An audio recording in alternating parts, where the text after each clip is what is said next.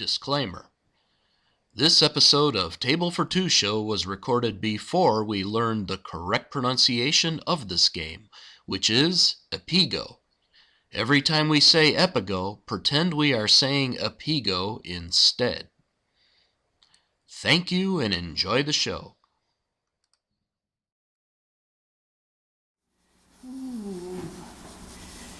Happy New Year! Welcome to Table for Two. Happy New Year. You look a little bit cold. Well, yeah. It's winter and it's cold. Ugh. What a great reason to stay inside and play some games, right? Yeah, games. Today we are reviewing the game Epigo by Masquerade Games. The game is for 2 or 4 players, 13 or older. Table for two, table for two, having fun, playing games, just me and you. So, are you going to wear that through the entire show? I guess not. We've got the heat on, we'll be okay. All right, but if I'm cold, I'm putting it back on. Okay, that's a deal. It's cold. All right. That's winter. I'm not liking winter.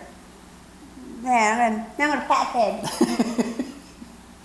All right, fair enough. Yeah. Whew, all right, so let's review Epigo. Epigo. Jane cannot pronounce Epigo usually. I think I got it. You got it. I was saying it wrong a few times. First of all, let's start off with our normal 5-point criteria. Oh, funny. Now I know why you wanted to switch sides. All right, get it out of here. So y'all know the 5 criteria by now. By the way, a lot of you said and wrote in that you did not, you actually missed the drink of choice. And I know that, we have young people watching, but we decided to bring back the drink of choice. So tonight we are drinking iced tea. From Long Island. Ooh. And that is good iced tea from Long Island. Really good iced tea. Yeah, best iced tea there is. So again, today's game, Epigo, we are going to use our same 5 criteria. And the first criteria was this game easy to learn? I will tell you that this game was very easy to learn. Let's take a quick look at the rule book. This is the basic rule book. It's nice and big, which I kind of liked. 4 pages, that's it. Very simple to learn, easy to understand as well. Maybe once I went back to try to understand something, or maybe twice, but it wasn't bad at all. And there's a basic game. It's basically what they call a core game, and we learned that pretty quickly and got through it. But just to be aware, there's actually 2 rule books, and this rule book is what's called the Variant book. We'll talk more about this later, but it gives you some more opportunities on how to play the game as well. But both of them are only 4 pages long, very easy to use and easy to learn. So we gave easy to learn a 5 for Epigo. By the way, I like the nice big print too. Yeah, that was good for me. You're getting old. In fact, that leads us to manufacturing. Yes.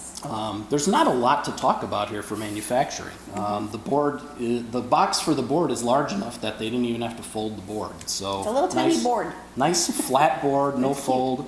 But the punch pieces, could you comment on that? I actually punch the punch pieces because that's my thing. I like to punch the pieces out of the cardboard. But they actually look beautiful. Once they're out, they're very nice and very sturdy. But they were kind of stuck in there, and I was very cautious because a few times I had like the hanging chads, as we call them, and I was afraid I was going to rip the piece right off of the cardboard. So I was very grateful that they didn't come off. But other than that, they were fine. Yeah, so you have to be a little careful, but other than that, you can see here that it came out fine. Now, as a matter of fact, something else I wanted to mention is the punch pieces come with what we call epigons, which is these small little pieces you see on the table itself. And then we have order cards, which we'll explain when we talk about the game itself. But what's nice is, which I loved about this, is for every set of pieces, first of all, they give you a baggie. Now, I usually use my own baggies, just to be fair, when I'm bagging up my games, because I'm very organized on my games, where they give you the baggie, which I think was cool. So it's non-cheap, it's very nice. And then also, they give you a blank of each piece, which is also nice because if you happen, to not take care of your games well, and you lose a piece, hey, at least you have a blank piece and you can write the number or whatever it is you're looking for. Now, if you lose more than one piece, you're kind of out of luck. But they didn't even have to do that, so I thought that was pretty cool. It was nice. So manufacturing, pretty nice manufacturing. So we gave the manufacturing a 4. 4, yes. Now, was this game fun? Now, that's an interesting topic in itself. It's meant to be a 2-player game, although as Phil mentioned earlier, you can play or 4. In other words, you can have 2 people or 4 people, but not 3. Right. 2 or 4. So it's really meant to be a 2-player game, I really feel. But at the end of the day, the basic core game was fun, pretty simple, a little strategic, but simple. But it was one of those games where you were like, oh, that's it? After you were done playing, the first time, you kind of wanted something more challenging. Well, that's the beautiful part about this game. Because not only, do you get that basic rule book like I mentioned, but you also get the variant rule book. I enjoyed the variant. Oh my gosh, this saved the game. Not trying to be funny. This is a good game, but if this is all it was, one core game and one way to play it, we probably would have been like, nah, not so great. But because the variant book has 21 different variant ways to play this game, it was much better, much better. Now there's again 21 in the book. We played 3 variants. We'll explain how we played it in a little bit out of the book, but the idea is now we still have a whole bunch more we can try. And on their website, they have even more variants. So they really want to make this game fun to play, but also different each time. Yeah, which it's I really like. kind of expandable because of that. And because really of nice. that, we did enjoy it. We did have fun. So we gave the fun value of see, I can't say it. Epigo. I keep saying Epigo. I don't know why, so I apologize to the manufacturer. I know it's Epigo, but I'm making it my own. Anyway, we gave it a 4 for fun and entertainment value. For the timing, we played, as we said, we played the base game first. Right. The rules didn't take long, so it took us, I think, around 20 minutes. About 20 minutes to play the core game. Now, the manufacturer suggests, because I think they know it's going to be a quick game, they say between, I think, 15 to 30. Yeah. And because you want to try the variants, maybe, they suggest doing a 2 out of 3 type match. So we actually did that, but still the most we played time-wise per match was 20 minutes. About 20 minutes, yeah. So even the variants don't make it take, maybe there are some variants that make it take longer, but nothing we played made it take longer than 20 minutes. So it's, according to what's on the box, 15 to 30 minutes, it's right in there. We like that timing. As we said before, especially after a long, hard day at work, we want to play a game pretty quickly, so we gave it a 5. 5 for timing. It's perfect for our way of doing things here at Table for Two. Yes. And then the last criteria, as you all know, is would we play this game again? Now, even though we just said all those wonderful things, and we would say yes, we would play this game again. So, we're not putting this in the closet and never looking at it again. However, again, if we have choices of what to play and what's in our closet, as you know, we have a lot of games in our closet. I don't know that we would grab this as a first want. Like, oh, I want to play Epigo. But if I know I have a little bit of time, because again, we have very crazy lives, our real jobs. We definitely think that this would be a great, we only have about a half an hour, we're going to fall asleep, and we want to play something quick, this would be the one. So because of that, we did give play again a 3 out of 5, which still is not bad. Not bad. But it's just the idea that it was, not our favorite game in the whole wide world, but we did like it. Yeah. Yeah. So, out of all the scores, 25 would be the highest score for Epigo. We have given Epigo a 21. 21. Still not a bad score at all, Still and good. we would recommend it if you're 2 players and you wanted to try something new. If you like chess or checkers or even Pente. Yeah, or Stratego or something like anything that. like that. This is the kind of game where it's that kind of a strategy where you have to use your head when you're playing it. So if you'd like to stick around, we're now going to talk about how the game is actually played.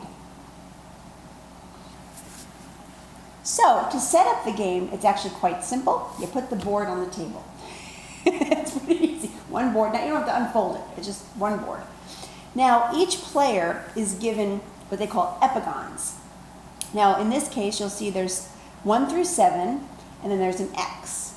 So each player gets the 1 through 7 epigons and a letter X. When you first put the tiles down on the board, and this is the proper way it's set up, the tiles are face down first. So once you put in this case I was yellow and Phil was this greenish gray color, they were all down. Then you turn them over when you're ready to play. Wherever the X is taken off the board and is now out of play for the rest of the game. So it's more of just a setup tile for the core game. Yeah, and it gives you a little gap on the board to move around. Perhaps move around a little bit. Exactly.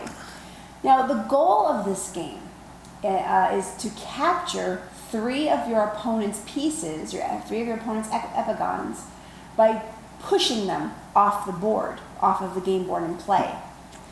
So in order to move in the game, you have what's called order cards.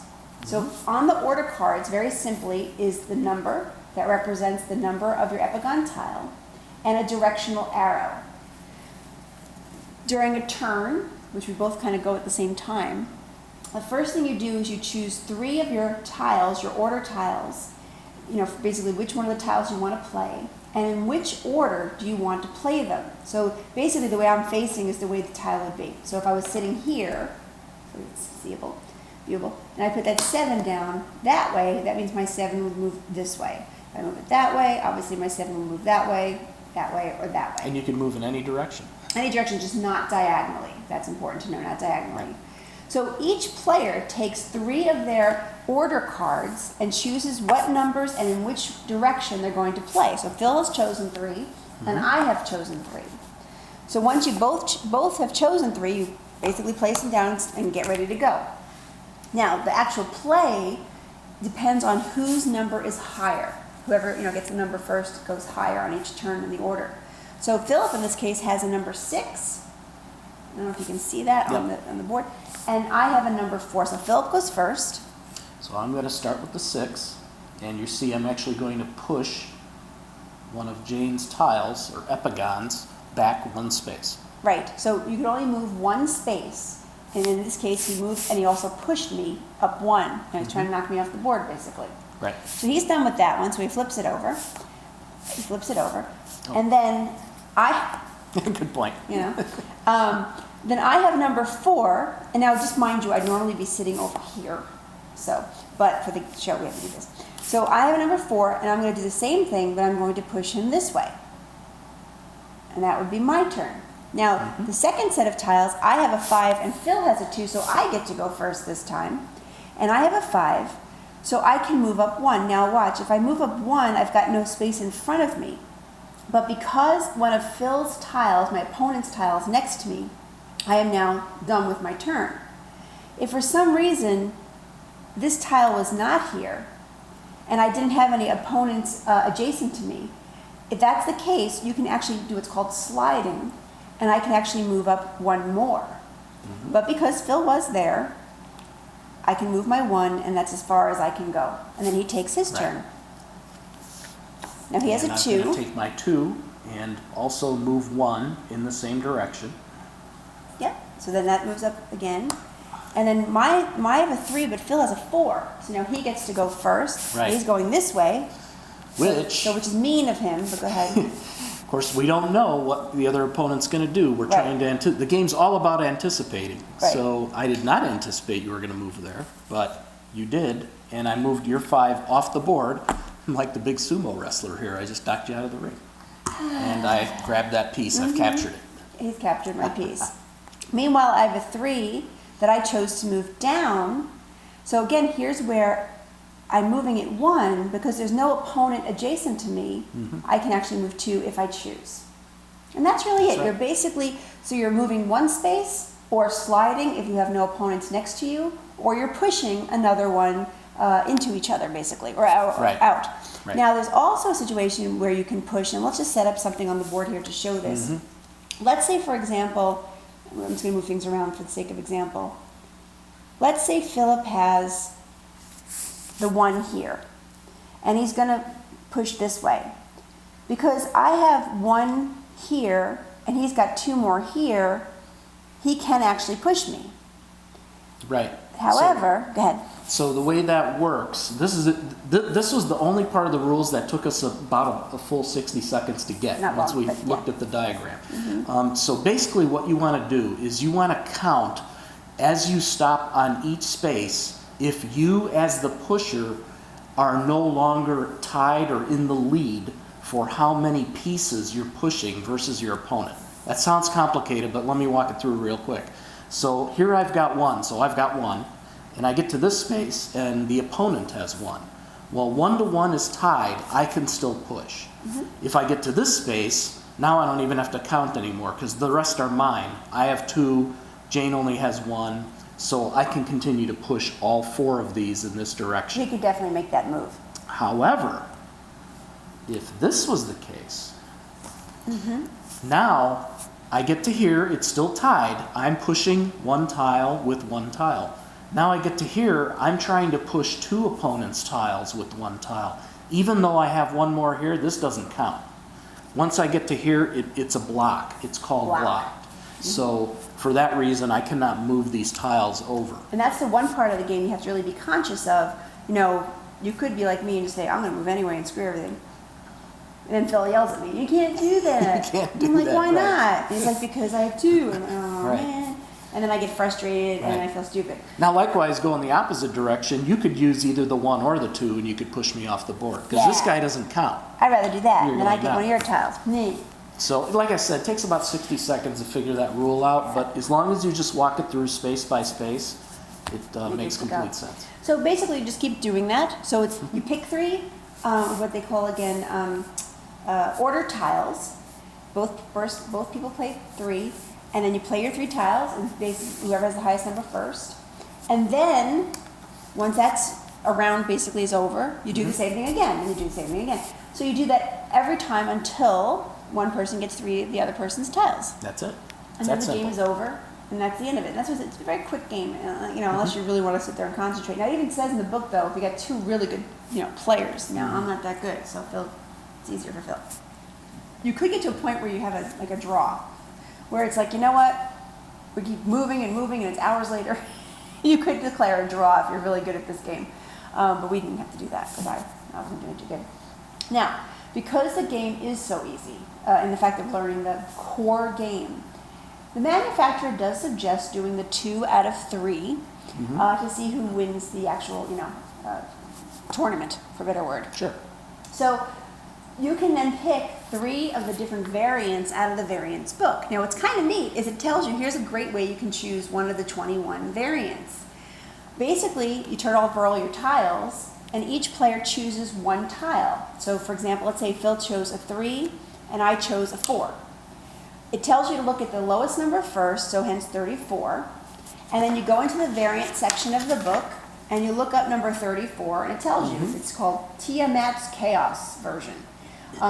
Each version, or each variant, might have a different way to set up the board, have different rules that you abide by, or even you could use the X maybe in there. Or there's actually another piece that they call the slam piece. It's one of the order cards.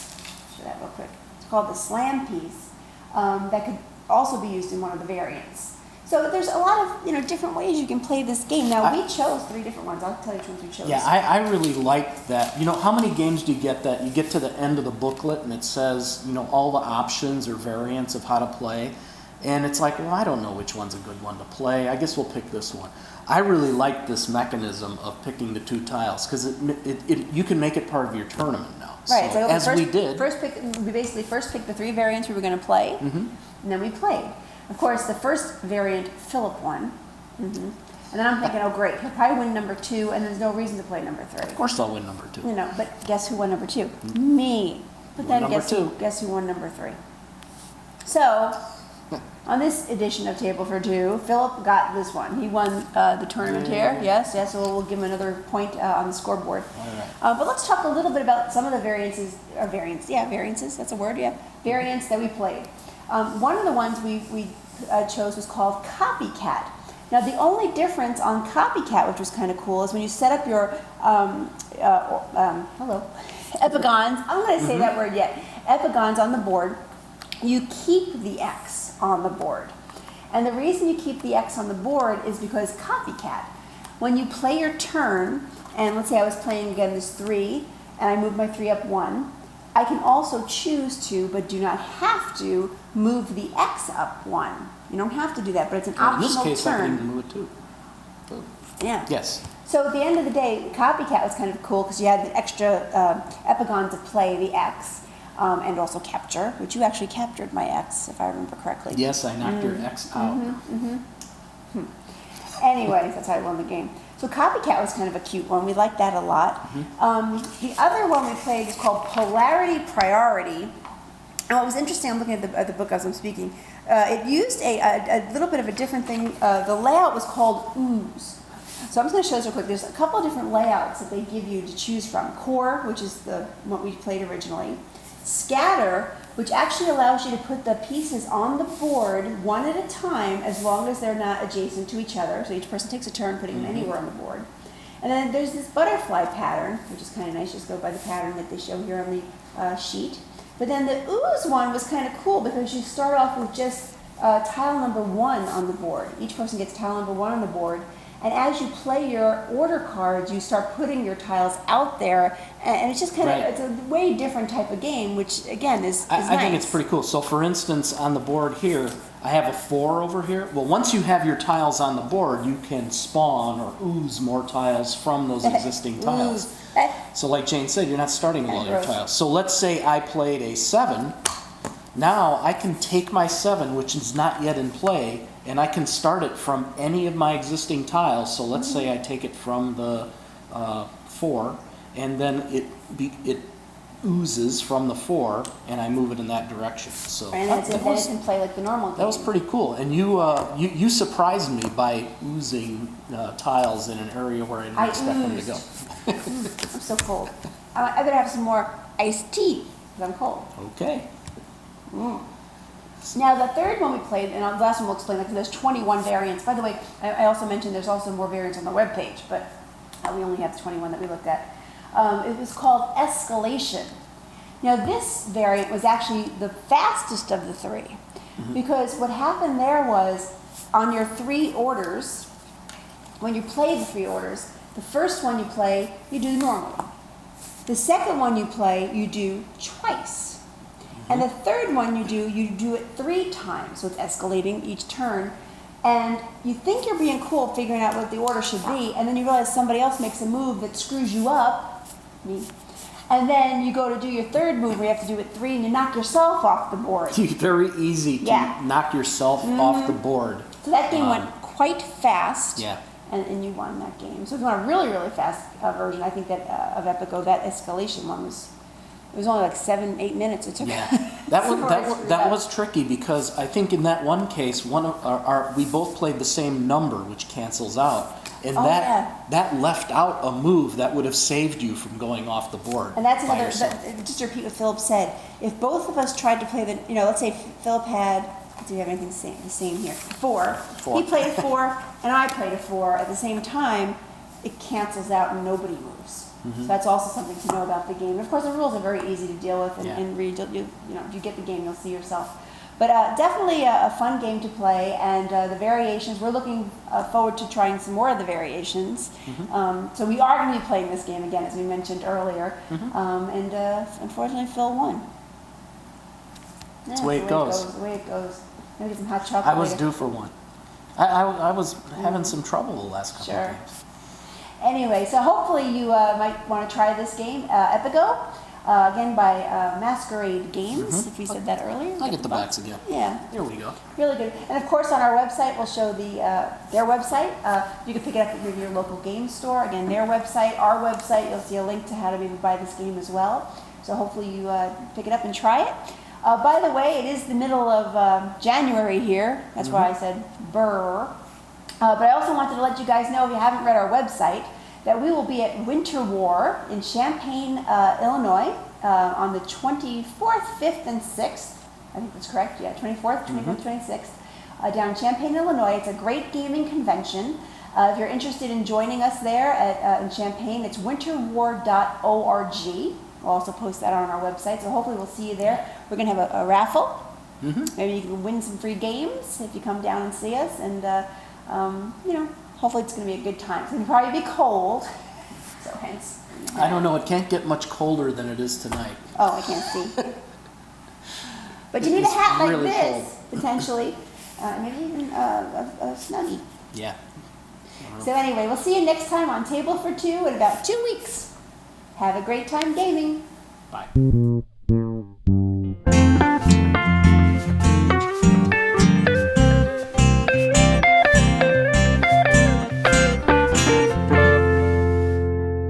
Table for Two show created by